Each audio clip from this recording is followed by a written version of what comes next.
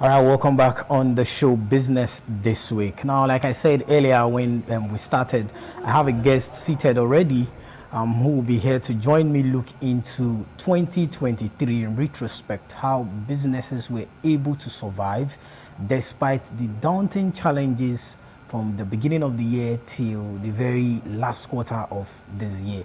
He's an entrepreneur, a public affairs analyst, someone who is into business, who understands the business of real estate very well. Join me, welcome Good News Obayiwana. Good afternoon, Good News. Good afternoon, Mr. Lawrence. Good to have you on the show. My pleasure. All right, 2023 has really been kind of challenging for businesses. Yeah. You are a business person and you understand how the terrain has been.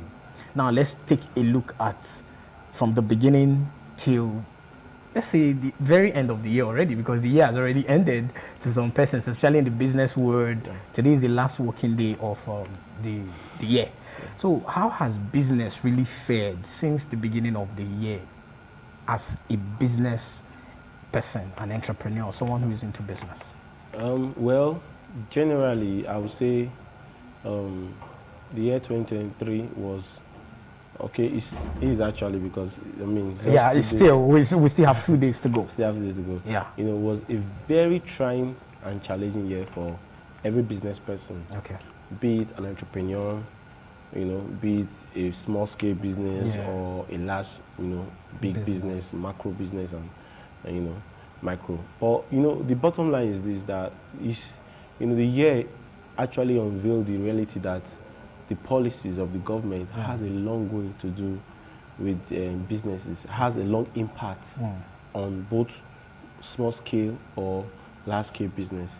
Because definitely time will fail me to give in details. Go ahead, we have the time now till 1:25, 1:30, so right, you can give us the details. You know, speaking generally from the cash crunch, yeah, you know, even before the year, before the year started, the tension was already there.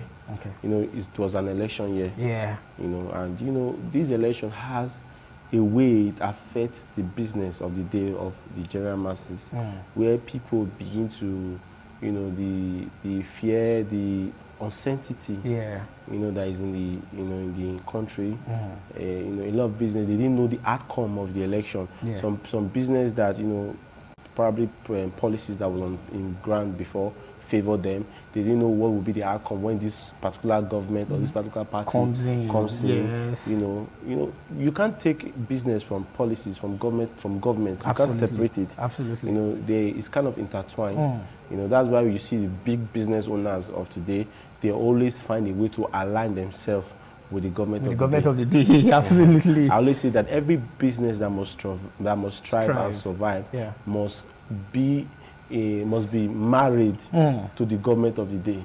That will fail me to mention big businesses that somehow you get to see that the policies of the government indirectly or directly favors them. And you begin to ask yourself, why is it that this policy that is implemented that will bring the destruct of this small business and is favoring the other business, the other big business, you see. So that's to tell you that, you know, as a businessman, as a, you know, you should be able to align yourself with the government of the day. And the government of the day doesn't generally have to be the federal government. Absolutely. Whatever government that is over you at whatever level, be state or local government, ensure you align yourself with them, you know, with the policies, with what have you, and you're able to foresee, okay, this is the outcome.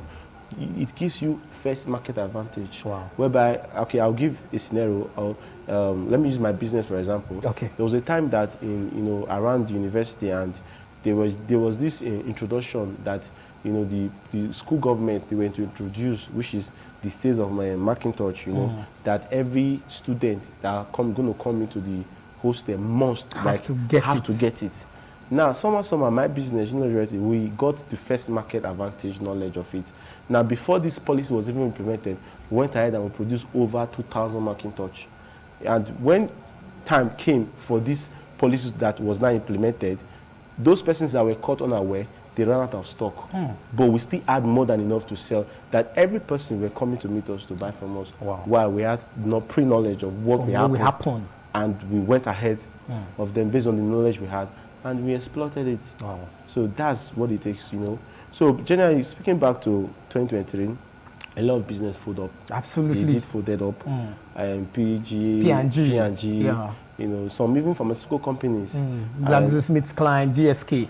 Even, I don't know, it's not yet verified though, but I heard ShopRite, like what we have like yes. not the main. No, not the main one. Not the main one. They folded as well. They folded out, you know, and they left it to some Igbo, business person, and they are the one currently, you know, running it. So you see, that's to tell you that something has gone wrong. And the environment has not been favorable again compared to what it was before. And you know, even with the dollar, you know, the dollar crisis, you know, dollar against naira. Against the naira. You know, it's crazy. Well, I never saw this coming. That the time will come. That the time will come, we'll be sourcing for dollars against the naira. I never saw this coming. And it's quite, that's to tell you the level of uncertainty that the country is currently facing. Absolutely. You will not be surprised if tomorrow is now 2,000 naira to $1. Exactly. That would be mind-blowing. You know, and I imagine how a lot of business that depends on this import and export, how would they strive? How would they survive? A lot of business, no wonder you see prices of commodities, of accessories, of gadgets rising on daily basis. That's crazy. You know, you buy something the other day for 500,000. Before you know what's happening, they are telling you it's now sold for 1 million, double of whatever you bought it from. Yeah. You know, so it will only take a smart investor or a business person to take advantage, because the truth is that for every uncertainty there is always an advantage. And you know, they say every disappointment is a blessing. It's a blessing. So you can always, as an investor, you can always look into the tide and see through when to take advantage of the next because opportunity. Take it or leave it, a lot of people benefited from this uncertainty. Absolutely. A lot of companies, they strived. Yeah. So what then is that secret? They were able to foresee, and you know, it goes on and on. Okay. So let's look at the beginning of the year, the cash crunch. That was like a starting point for businesses, and not just businesses, the entire populace of Nigeria. Yeah. After the redesign, or the announcement for the redesign, then the redesign came, and everybody was scampering for naira here and there. Yeah. How would you say it went in details to affect the small business at that point in time, around February, March, April, thereabout, even now till the middle of the year, before another one now came in, which is the whole subsidy removal. So that cash crunch and the redesign, how did it really affect businesses? Well, I think it gave a food for thought, or a U-turn for most small-scale business. I remember before the cash crunch, a lot of small-scale business, I never anticipated that they will be doing transaction on transfer. Exactly. And guess what? That period, the richest business person, like and free station. Yes. Those people, they were the main job, you know, and they were making a lot of money. But you know, it also, you know, it boils down to the fact when I say the problem of this country generally is not actually per se, in quotes, the government.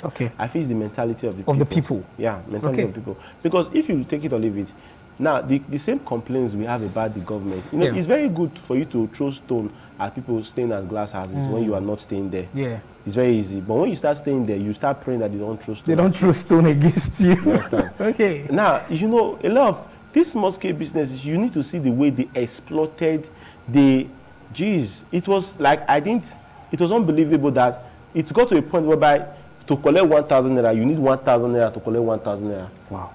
And, you know, sometimes when I look back, I feel people may not believe, but who knows, that may also had a long way to play on what the crash that we're currently experiencing in Naira. You know, some analysis and, you know, economists, they can, you know, give you some analytical, you know, and tell you, okay, that actually have, you know, some factors. Another impact on the Naira. On the Naira. Because it's crazy that as at then, for you to withdraw 1 naira, it will be as far as 500 naira or even 1,000 naira. To get 1,000 naira. That's to tell you that that's inflation. You know, that's to say the naira was rendered useless at that point in time. You know, and you know, a lot of these small-scale businesses, they benefited in some way. Yeah. And they, you know, some other way they didn't, because, you know, like for example, now some of these businesses that naturally we have like a lot of patronage, but the limitation of cash, the cashless, you know, the no cash crunch, a lot of persons that would have wanted to buy, they could not buy. They couldn't buy, you know. And a lot of persons that had this old currency, you know, stuck somewhere, and they could not use it to buy, you know, products. So a lot of products, small scale, even farmers, their goods, were rotting in the market, rotting in the farm. No, a lot of persons could not purchase there because the cash was, naira was almost useless at that time. Absolutely. And it's somehow, when there's no, when the chain of production is disrupted, it leaves a lacuna, and it must surely affect a particular sector or individual in the chain of production, because there's a chain of production that from producer to marketer, to the final consumer. Yeah. So when the chain is truncated, that from the it's not turned upside down. So then the producer will definitely be experiencing loss. True. And somehow the producer will always, when the market is stable again, they will want to get back their losses they made. Yeah, even double or triple. Double or triple. So they will want to inflate whatever they are producing them. True. Just try to meet up with the whatever loss. These are all economics, So it really affected small scale businesses. Okay. Okay, now let's now go to the second part, which was May 29, after the elections, after the uncertainty of the presidential election and all that. Then came May 29, where the president, as he was being sworn in, told us that subsidy is gone. Now, marketers, especially oil marketers, they even wait to want to even understand the meaning of subsidy is gone. The next thing you saw, fuel station adjusting their prices from the used to be 145 naira, 180 something naira they were selling to 400, 440, different prices came out in the market. Now, in the business world, we also saw that as a part of the whole increment in the prices of goods and even services, transportation hike and all that. As a business person, from your own experience, how far did it really go to affect you as a person? A country like Nigeria, where the bane of our resources or our revenue is on oil, crude oil. Crude oil is an unfortunate situation that we find ourselves, because as a country, it's long overdue that we have preached for diversification of our economy. It's not as if there's no other means or sector that the country, just that the government themselves has not taken it serious. I'll use the word serious in quotes. It's not coming to on air on TV and saying we want to do this, we want to invest this in agriculture, and you don't implement the policies that you have set in place. It's one thing to state policies, it's one thing to inaugurate policies, but to implement them, and there are various arms of the government that they are saddled with the responsibility of implementing these policies. But they don't take this in serious, because as at this level, first of all, Nigeria as a country should not be solely dependent on crude oil. That's one of the biggest mistakes we are still facing. We're making as a country. Then secondly, crude oil is the sum total of the Nigerian economy. So it's only natural for such occurrences to occur that when price in crude oil changes, it affects virtually everything. Everything, because the producer, the farmer will tell you, I pay money for transportation to transport these goods to this commodity to the final destination, because every goods or commodity needs to be transported from one location to another location. But the painful part I find so funny, Lawrence, is that why, if you now when you want to compare and contrast the increments compared to the money that these Nigerians they add upon these items, it's crazy. And the unfortunate part about this country is that anything that goes up does not never come down. Never. It hardly does. Even when the price comes down, the item price doesn't come down. Or even the quality of the item. The quality. Now, even some of these commodities that they don't need to transport. Yes. Nigerians will come up with the story and tell you, I transported it. The unfortunate part is that whatever decision, action we take as Nigerians, it always revolves around. It comes back to you. Because if you tell me, because you pay transportation to transport the rice down to whatever place to market for them to buy, you are forgetting that someone is going to buy that rice, cook the rice, add money on top, and sell it out to you at the end of the day. At the end of the day, you want to eat cooked rice, you need to go to that same restaurant. So you are buying off from whatever system you have made for yourself that is not correct. So crude oil being the bane of our economy, everything revolves around it, and it has affected drastically. My problem per se is not a problem of removal of subsidy. Because as far as I'm concerned, subsidy in itself is a scam. Now, my A problem... lot of persons have actually said that at different fora that subsidy is a scam. Yes. Okay. The problem is not the removal of the subsidy. Okay. The problem I had with the government was what were the cushion effects before the removal. Before the removal. Okay. You don't just wake up and say subsidy is gone. The impact will be so drastic. Which we actually saw during the period. Which we are still facing. We are still facing till now. So the proper thing as a government that ought to have been done is, before you even come with such statement, because as a president, you should know that your statement is as powerful as anything else. It's as powerful as the law. Absolutely. Even though it needs to go through before it being passed as the law. But your statement, because by virtue of the law, there are certain powers that have been vested upon you by Nigeria Constitution. Yeah. So, as a president, coming up that's like the life of over 200 million people in your statement. Absolutely. And their life and fortune change immediately. Now, when we say it's not even only the poor that are feeling it. How many men do you see now that goes to fuel station and can fill their fuel to tank, their fuel tank to full? These days you barely see such. True. But then, almost every big man will fill it. But now, even not all big men can fill their tank. Yeah. So my problem is not the removal of the subsidy. Now there are systems that should be in place, put in place before the removal, and this system should be working. Okay. Now the so-called cushion effect for me is like medicine after death. After death, that's what a lot of persons are actually saying. When the impact already is already being felt negatively, you are not coming to remedy. Can you wake a dead man? No, it's not possible. It's not possible. True. So what should be done is, at first you put in place the policies, the implement them, the structure, the you sometimes as a government you have to give out relief materials, items, not just to empower the people that will feel it the most. Then you cannot come up to say, okay, I'm taking off this subsidy because the purpose of the subsidy is being forfeited. Absolutely. What's the purpose? The government pay 50% of whatever they are producing. But it's unfortunate that this 50% sometimes goes to the pocket of wrong hand or one person. One person. And the masses are feeling it. So that's just the problem. Of course, subsidy drastically affected the fortune of many Nigerians and business owners in the country. Okay. Now, two big multinationals, which we can actually mention, which is GSK, the pharmaceutical producer. They exited mid-2023.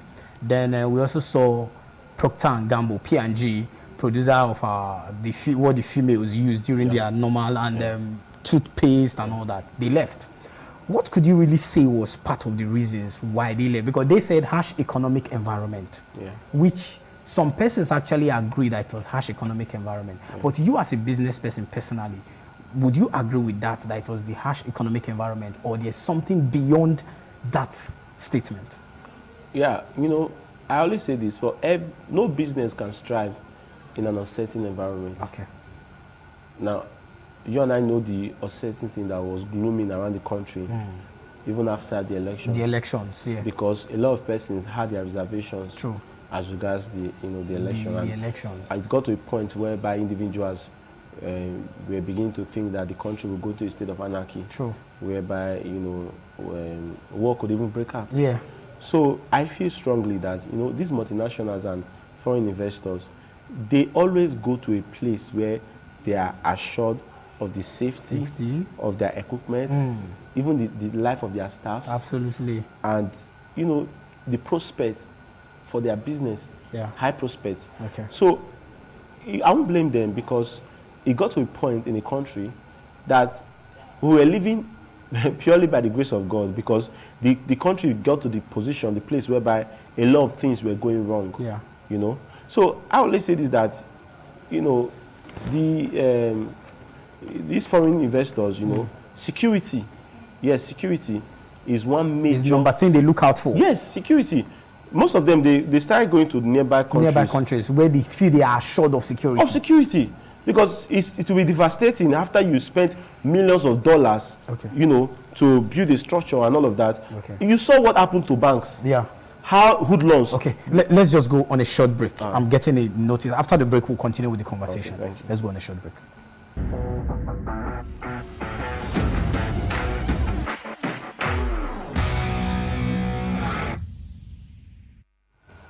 All right, welcome back. It's the business this week where we're taking a critical look into the business in retrospect, the growth of business in the year 2023 in retrospect. And I still have my analysts seated here where we're having a nice conversation on the issue. So you were saying something, good news, about the uncertainty why some of the big companies exited. So go ahead. Yeah, I did mention, security is one major factor. Okay. There are various factors for, multinational company to come and invest in your country. Not just multinational, even big companies, even indigenous companies. Yeah, indigenous companies as well. Yes. There's no business that can strive in an environment that is not safe and secured. So I'm not surprised that some of these companies, they had to exit the country.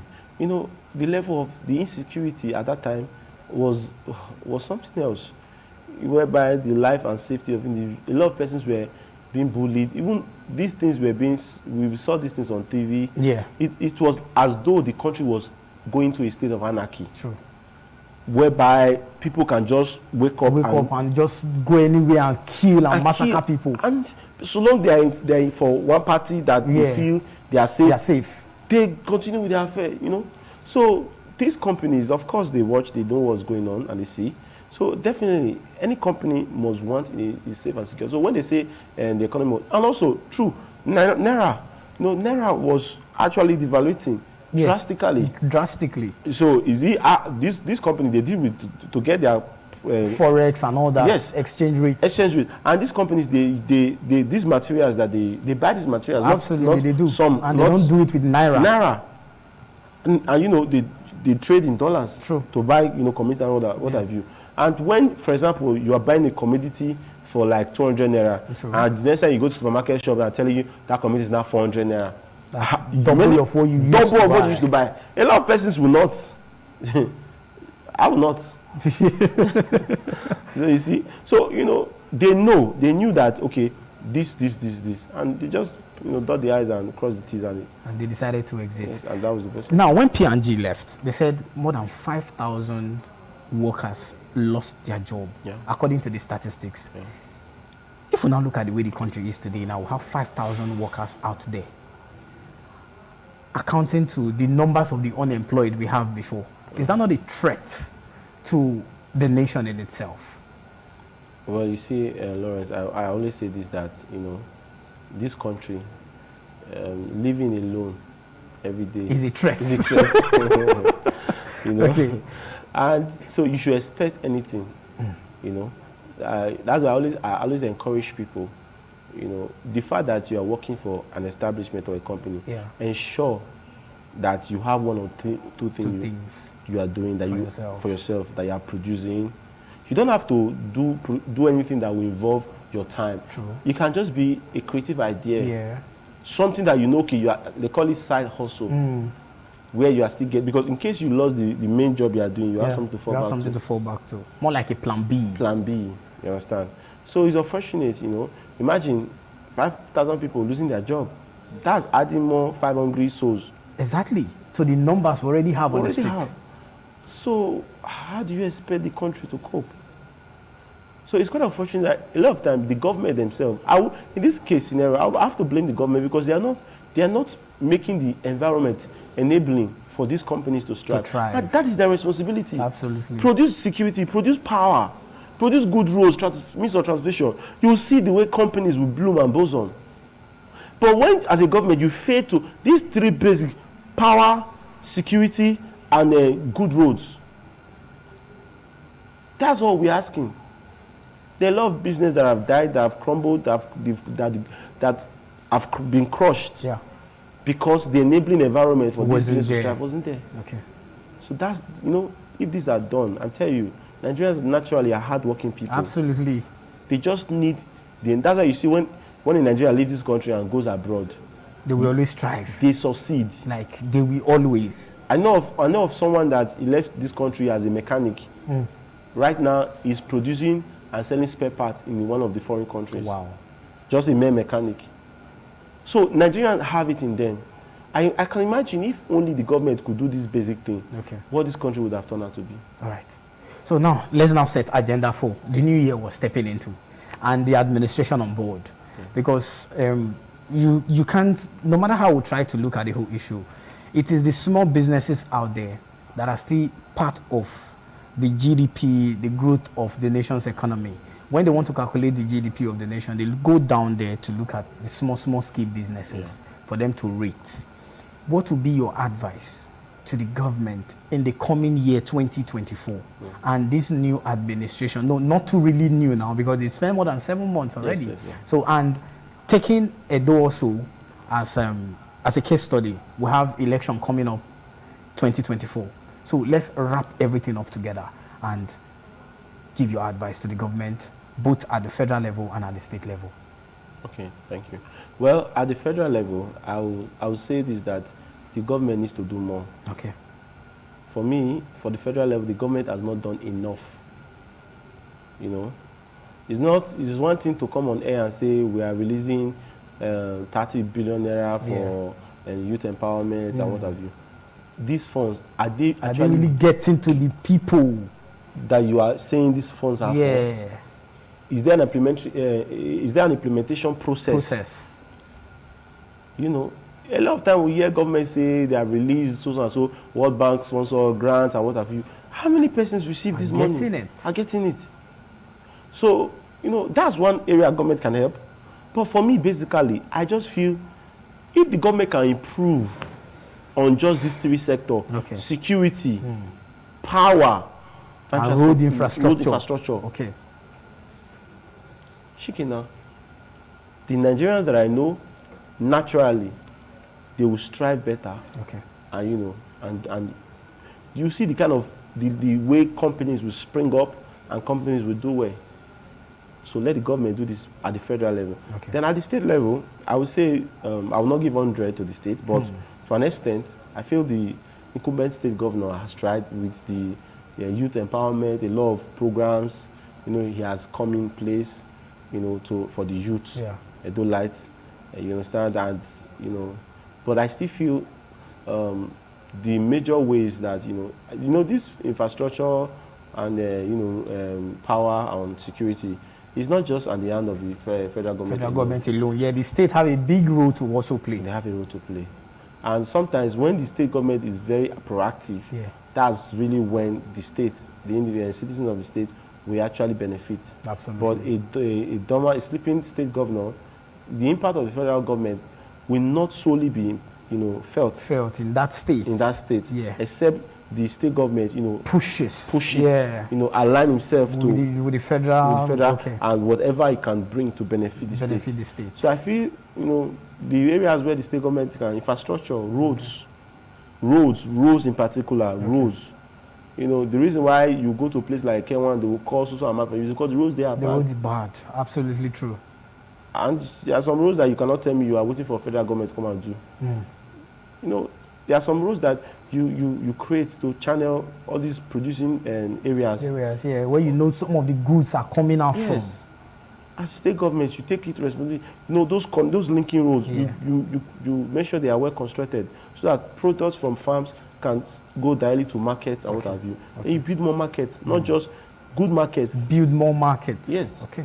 Then there are other empowerment schemes and programs that, you know, you can do. Programs that not just train, but also empower financially. You know, by giving grants. Which I feel a lot of Edo Lights have not really benefited. I feel more have been done with the training, skill, what have you, but I feel more should be done about giving up grants and to these people. I think that's just my summation. All right. Well, it has been an amazing time having this conversation with you because, you know, sometimes when you look at how businesses are faring, both at the federal level, at the state level, you start asking yourself what is really happening. Because, like you said, Nigerians are very hardworking people. And when given the opportunities, when you pave the way for them, they will always thrive in whatsoever they do. Yeah. I really want to thank you for your time with us this afternoon on the show.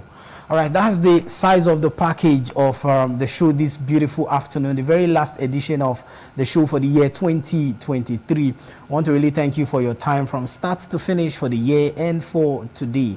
I'll be back again next week on the show. That's in a new year, actually, 2024. Let's also set agenda for 2024 and see how the year is going to be for the nation at large. I am Lawrence Usifo saying see you again. Bye for now.